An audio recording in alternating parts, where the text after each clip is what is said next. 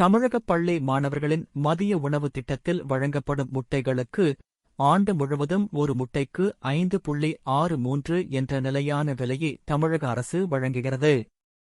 இந்த நிலையில் கடந்த மார்ச் மாதம் ஒரு முட்டை 3.70 என்று விலை குறைந்தபோது ஒப்பந்ததாரர்கள் சுமார் 20 கோடி முட்டைகளை வாங்கி குளிர்சாதன கிடங்குகளில் சேமித்து வைத்திருக்கிறார்கள் என செய்திகள் வெளியாகியுள்ளன.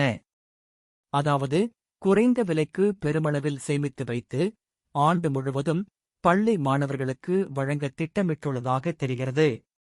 முட்டை என்பது நீண்ட காலம் கெட்டுப் போகாமல் இருக்கும் பொருள் அல்ல.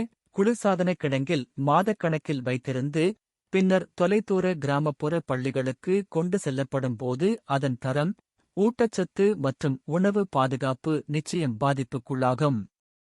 கடந்த திமுக ஆட்சியில் பள்ளி மாணவர்களுக்கு மதிய உணவுக்கு பல முறை அழகிய முட்டை வழங்கப்பட்டதை கடுமையாக கண்டித்திருந்தோம். தமிழக ஆட்சியிலும் அதே நிலை தொடராமல் இருக்க வேண்டும். இது வெறும் கொள்முதல் சார்ந்த பிரச்சினை அல்ல, லட்சக்கணக்கான பள்ளி குழந்தைகளின் ஆரோக்கியம் மற்றும் பெற்றோரின் நம்பிக்கை சார்ந்ததாகும். எனவே முட்டைகளின் சேமிப்பு காலம், தர பரிசோதனை, போக்குவரத்து மற்றும் விநியோக நிலை குறித்து தமிழக அரசு வெளிப்படையான கண்காணிப்பையும் கடுமையான ஆய்வையும் உடனடியாக மேற்கொள்ள வேண்டும் என்று வலியுறுத்துகிறேன்.